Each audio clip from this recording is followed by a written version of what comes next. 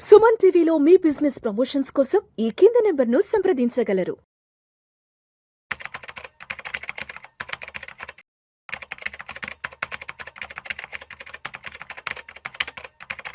నమస్తే, welcome to Suman TV. నేను Willey Chakradhar. చూడండి, ఇవాళ ఎస్ఐఎఫ్ కొత్తగా వచ్చే ఎన్ఎఫ్ఓస్ మనం చెప్తూనే ఉన్నాం. ఎస్ఐఎఫ్ చేయండి, స్పెషలైజ్డ్ ఇన్వెస్ట్మెంట్ ఫండ్ అనేది ఇది చాలా బాగుంది, మ్యూచువల్ ఫండ్స్ కంటే కూడా ఒక బెటర్ పర్ఫార్మింగ్గా ప్రూవ్ అవుతాయి రాబోయే రోజుల్లో అని చెప్తూనే ఉంటాము. సో ఇప్పుడు వచ్చిన కొత్తగా ఎన్ఎఫ్ఓస్ వచ్చాయండి 2 ఎస్ఐఎఫ్లో. మనకు తెలుసు ఆల్రెడీ క్వాంట్ వాళ్ళది వచ్చేసింది ఆల్రెడీ. అలాగే మనకి చూస్తే బంధన్ వాళ్ళది కానీ, ఎడల్వైజ్ వాళ్ళు కానీ, ఎస్బీఐ, టాటా అందరూ కూడా ఎస్ఐఎఫ్ని అయితే మార్కెట్లోకి లాంచ్ చేయడం జరిగింది. ఇప్పుడు మనకేంటంటే ఈ అరుదా అనేది మనకి బంధన్ నుంచి వచ్చిందండి. సో అందరూ తెలుసు, బంధన్ ఒక స్మాల్ క్యాప్ కానివ్వండి, బంధన్ లార్జ్ క్యాప్ కానివ్వండి, అలాంటి పర్ఫార్మెన్స్ చేస్తున్నాయి. లాస్ట్ 10 ఇయర్స్ నుంచి కూడా ఒక మంచి ప్రూవెన్ ట్రాక్ రికార్డ్ అయితే బంధన్కి ఉంది. సో వాళ్ళు ఇప్పుడు బంధన్ అరుదా అనే పేరుతో ఎస్ఐఎఫ్తో వచ్చారు. అలాగే ఆదిత్య బిర్లా సన్ లైఫ్ అండి, one of the best fund house in India అని చెప్పొచ్చు. వాళ్ళు ఎప్పటి నుంచో కూడా ట్రస్ట్ వర్దిగా ఉంటారు. వాళ్ళ ఫండ్స్ అని కూడా ఒక మంచి డీసెంట్ రిటర్న్స్ అయితే ఇస్తుంటాయి. సో అట్లాంటి ఆదిత్య వాళ్ళు ఇప్పుడు అపెక్స్ అనే పేరుతో ఒక ఎస్ఐఎఫ్ లాంచ్ చేయడం జరిగింది. సో ఇవన్నీ కూడా మనకి 18th మార్చ్న ఎన్ఎఫ్ఓ క్లోజ్ అవుతుంది. కాకపోతే వితిన్ 5 డేస్లో మళ్ళీ సెకండరీ మార్కెట్లోకి వచ్చేస్తాయండి అవన్నీ కూడా. సో మనం కూడా అరుదా అనేది ఏంటంటే ఈక్విటీ లాంగ్ షార్ట్ అంటున్నారు వీళ్ళు. అంటే వీళ్ళకి వచ్చిన స్టార్టింగ్లోనే వీళ్ళు ఈక్విటీలో వచ్చారు. చూడండి, ఇండియాలో ఈక్విటీ ఎక్కువ వచ్చినాయి కానివ్వండి అని ఎస్బీఐ కానివ్వండి, ఎస్బీఐ వాళ్ళు మ్యాగ్నమ్తో వచ్చారు, టాటా వాళ్ళు టైటానియంతో వచ్చారు, అవన్నీ ఎడల్వైజ్ వాళ్ళు ఆల్టివాతో వచ్చారు. ఇవన్నీ కూడా హైబ్రిడ్ కేటగిరీలో ఉన్నవి. సో తక్కువ మాత్రమే, కొద్ది మాత్రమే ఈక్విటీలోకి వచ్చాయి. సో అలా చూస్తే మనకి ఐసిఐసిఐ వాళ్ళది ఒకటి ఈక్విటీలో ఉంది. సో ఈ అరుదా కూడా మనకి ఈక్విటీలోకి వచ్చిందండి. సో ఈక్విటీ లాంగ్ షార్ట్ అంటే ఏంటంటే 80% వాళ్ళు ఈక్విటీలో పెట్టి, టైం బాగాలేదు కాబట్టి, మార్కెట్ కండిషన్స్ కొంచెం అటు ఇటుగా ఉన్నాయి కాబట్టి 20% దాకా వాళ్ళు డెట్లో పెట్టే అవకాశం అయితే ఉంది. ఎప్పుడైతే మార్కెట్ స్టేబుల్గా అయ్యి బుల్ రన్ స్టార్ట్ అవుతున్నప్పుడు ఆ 20% డెట్లో నుంచి తీసి 100% ఈక్విటీకి వెళ్తారు వాళ్ళు.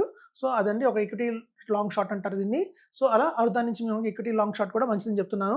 ఎందుకంటే బంధన్ చూసాము ఆల్రెడీ, ఒక లాస్ట్ 1 ఇయర్ రిటర్న్ చూసుకుంటే మనకి బంధన్ స్మాల్ క్యాప్ కానివ్వండి, లార్జ్ క్యాప్ కానివ్వండి, అవన్నీ కూడా మంచి పర్ఫార్మెన్స్ అయితే ఉన్నాయి.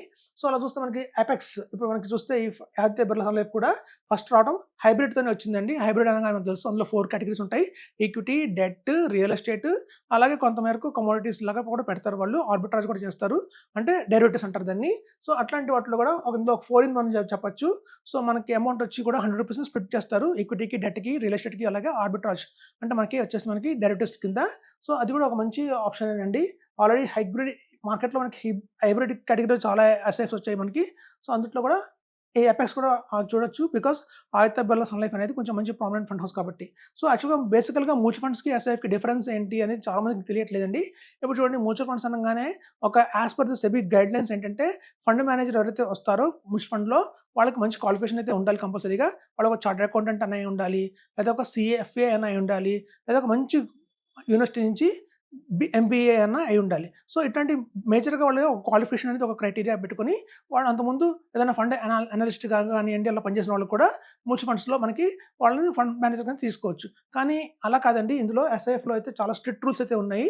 ఒక ఫండ్ మేనేజర్ కింద ఎవరైనా పనిచేయాలి అంటే మాత్రం కంపల్సరీగా 3 ఏళ్ళ ఎక్స్పీరియన్స్ ఉండాలి. ఇట్లాంటి పెద్ద ఫండ్ హౌసెస్లో పనిచేసి ఉండాలి. ఐసిఐసిఐ కానివ్వండి, హెచ్డిఎఫ్సి కానివ్వండి, అలాగే నిప్పాన్ ఇండియా, అట్లాంటి పెద్ద ఫండ్ హౌసెస్లో వాళ్ళు కంపల్సరీగా ట్రాక్ రికార్డ్ ఉండాలి.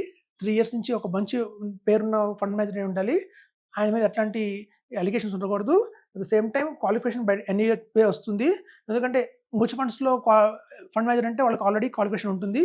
సో అదే క్వాలిఫికేషన్ కంటిన్యూ అవుతుంది ఇక్కడ. ప్లస్ 3 years ఆఫ్ ఎక్స్పీరియన్స్ కంపల్సరీగా ఉండాలి. అది కూడా 500 crores మినిమం వాళ్ళు ఏఎంని హ్యాండిల్ చేసి ఉండాలి లాస్ట్ 3 yearsలో. సో ఇన్ని క్రైటీరియాతో కూడా మనం ఎస్ఐఎఫ్లో ఫండ్ మేనేజర్ ఉండాలండి. సో వేరేస్ మ్యూచువల్ ఫండ్స్లో అంత క్రైటీరియా అవసరం లేదు. సో కాబట్టి ఇప్పుడు ఏం జరుగుతుందంటే బయట మార్కెట్లో మాకు అర్థమైంది ఏంటంటే, ఎక్కడైతే క్రీమ్ ఉందో, అంటే మ్యూచువల్ ఫండ్స్లో ఎవరైతే బాగా రాణిస్తున్నారో ఫండ్ మేనేజర్లు అందరూ కూడా, అట్లాంటి ఫండ్ మేనేజర్లందరినీ కూడా ఎస్ఐఎఫ్ వాళ్ళు ఎక్కువ జీతాలు ఇచ్చి తీసేసుకుంటున్నారండి. సో మనకి క్రీమ్ అంతా కూడా మనకి మ్యూచువల్ ఫండ్స్లో ఉన్న ది బెస్ట్ ఫండ్ మేనేజర్లు అందరూ కూడా ఎస్ఐఎఫ్కి, పిఎంఎస్కి, ఏఎఫ్కి మూవ్ అయిపోతున్నారండి. సో మనకి చూస్తే, ఎందుకంటే అలాంటి క్రైటీరియా పెట్టారు వాళ్ళు, మనకి సెబీ పెట్టింది. సో మనకి ఈవెన్ సిఐఓ అంటారు, చీఫ్ ఇన్వెస్ట్మెంట్ ఆఫీసర్ అని. ఆయన కూడా ఏంటంటే ఎస్ఐఎఫ్లో మనకి మినిమం 10 సంవత్సరాల ఎక్స్పీరియన్స్ ఉండాలి, 10,000 crores ఏఎం మెయింటైన్ చేసి ఉండాలి, హ్యాండిల్ చేసి ఉండాలి. అట్లా చాలా కండిషన్స్ అయితే ఉన్నాయండి. సో అట్లాంటి కండిషన్స్ ఇప్పుడు ఓవర్ నైట్ మనకి ఎక్స్పీరియన్స్ ఉన్న వాళ్ళు ఎక్కడి నుంచి వస్తారు, రారు కాబట్టి మ్యూచువల్ ఫండ్స్ నుంచి తీసుకుంటున్నారు వీళ్ళు. సో చాలా మ్యూచువల్ ఫండ్ కంపెనీస్ నుంచి కూడా ది బెస్ట్ ఫండ్ మేనేజర్స్ని, టాపర్స్ అందరినీ కూడా ఎస్ఐఎఫ్ వాళ్ళు ఎక్కువ రేట్ మనకి పే పే పెంచి వాళ్ళది తీసేసుకుంటున్నారు. కాబట్టి క్రీమ్ అంతా కూడా ఎస్ఐఎఫ్ మూవ్ అవుతుంది.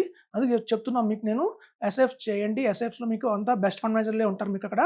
సో, కాబట్టి కేవలం 20% డెరివేటివ్స్ మాత్రమే ఉంటుంది. తక్కిందంతా కూడా మన మ్యూచువల్ ఫండ్స్ లాగానే ఉంటుంది, కాపీ పేస్ట్. సో, కాబట్టి అదండి మనకి ఆ 20% డిఫరెన్స్‌లోనే మనకి మార్కెట్ పెరిగినప్పుడు వాళ్ళు స్పెక్యులేట్ చేస్తారు. మార్కెట్ పడుతున్నప్పుడు హెడ్జ్ గానియండి, ఆర్బిట్రాజ్ గానియండి వాటిని తీసుకొని ప్రొటెక్ట్ చేస్తారు మనం పడిపోకుండా. సో, మనకి చూస్తే 3-4% రిటర్న్ అయితే మ్యూచువల్ ఫండ్స్ కంటే ఎక్కువ వస్తుంది. ఇందులో టాక్సేషన్ కూడా చూస్తే మీకు మ్యూచువల్ ఫండ్స్ లాగానే టాక్సేషన్ ఉంది. ఇందులో ఎస్ఐపి ఉంది, సిస్టమ్ విత్‌డ్రాయల్ ప్లాన్ ఉంది. సేమ్ మనకు మ్యూచువల్ ఫండ్స్‌లో ఏవైతే అందుబాటులో ఉన్నాయో అవన్నీ కూడా మనకి ఎస్ఐఎఫ్‌లో దొరుకుతున్నాయి.